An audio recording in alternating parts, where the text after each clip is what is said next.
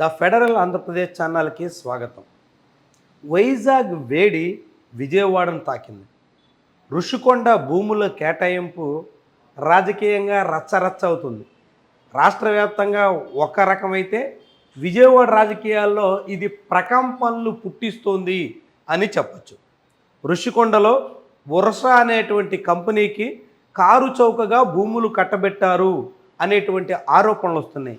దీని మీద ఆంధ్రప్రదేశ్ ప్రతిపక్ష పార్టీ నాయకుడు వైఎస్ జగన్మోహన్ రెడ్డి కూడా స్పందించారు. రూపాయికి ఇడ్లీ వస్తుందో రాదో తెలియదు కానీ ఆంధ్రప్రదేశ్లో ఎకరం భూమి ఇస్తున్నారు అంటూ సెటైర్లు వేశారు. ఈ వ్యవహారం మీద విజయవాడ మాజీ ఎంపీ కేశినేని నాని ఘాటుగా స్పందించారు.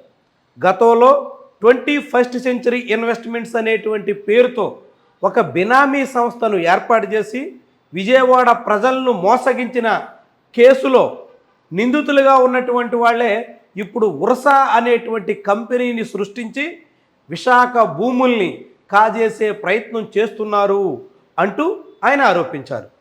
సతీష్ అబ్బూరి, అదేవిధంగా కేశినేని చిన్ని విజయవాడ ఎంపీగా తెలుగుదేశం పార్టీ నుంచి ప్రాతినిధ్యం వహిస్తున్న నాయకుడు క్లాస్మేట్స్ కాబట్టి వాళ్ళిద్దరూ కలిసి ఈ మొత్తం దందా నడుపుతున్నారు అన్నది మాజీ ఎంపీ కేశినేని నాని ఆరోపణ.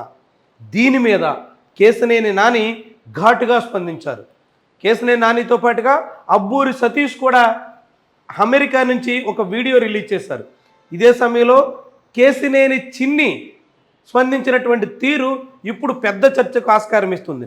కేశినేని నాని మీద లీగల్ యాక్షన్ తప్పదు అని కేశినేని చిన్ని చెప్తున్నారు. తన పరువు తీసేలా తనకు సంబంధం లేనటువంటి విషయంలో తన పేరు ప్రస్తావించినందుకు కేశినేని నాని మీద 100 కోట్ల రూపాయలకు పరువు నష్టం వేస్తాను అంటూ కేశినేని చిన్ని హెచ్చరించారు. అయితే చిన్ని హెచ్చరికలను నాని బేఖాతరు చేశారు. కేశినేని చిన్ని చేసినటువంటి ఉడత ఊపులకు తలగ్గేలేదు అంటూ ఆయన వ్యాఖ్యానించారు. అంతేకాకుండా 100 కోట్లకు కాదు 1,00,000 కోట్ల రూపాయలకి వేసుకో పరువు నష్టం దావా అన్నట్టుగా ఆయన సవాలు విసిరారు.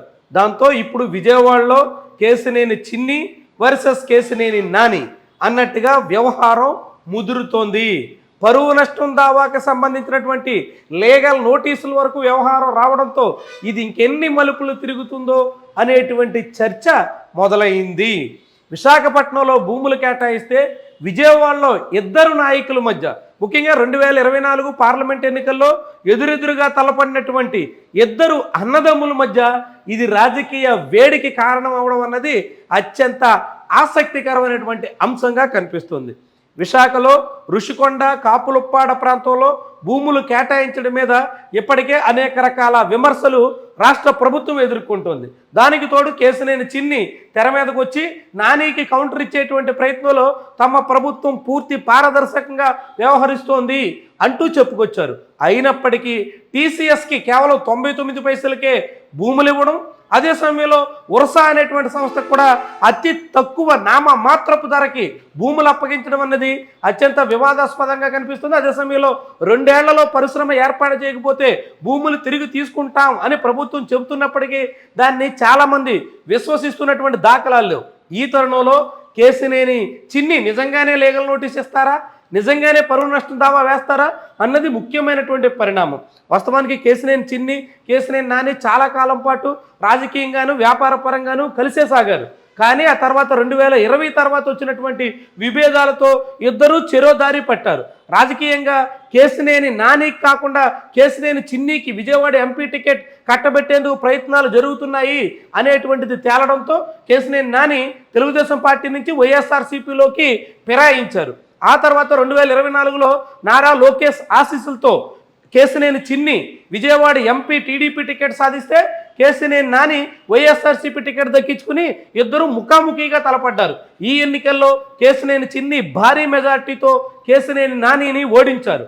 అలా 2024 ఆర్థిక వ్యవహారాలతో మొదలైనటువంటి ఆ కుటుంబ విభేదాలు ఆ తర్వాత రాజకీయంగాను ఇప్పుడు చట్టపరంగాను కూడా అనేక రకాల సమస్యల వైపు దారితీస్తున్నట్టుగా కనిపిస్తుంది. దాంతో ఈ వ్యవహారం ఎంతవరకు దారితీస్తుంది, విజయవాడ రాజకీయాల్లో కేశినేని బ్రదర్స్ తగాదా తారస్థాయికి చేరుతున్నటువంటి తరుణంలో ఇది ఎలాంటి మలుపులకి ఆస్కారం ఇస్తుంది? చాలా ముఖ్యమైనటువంటి పరిణామం.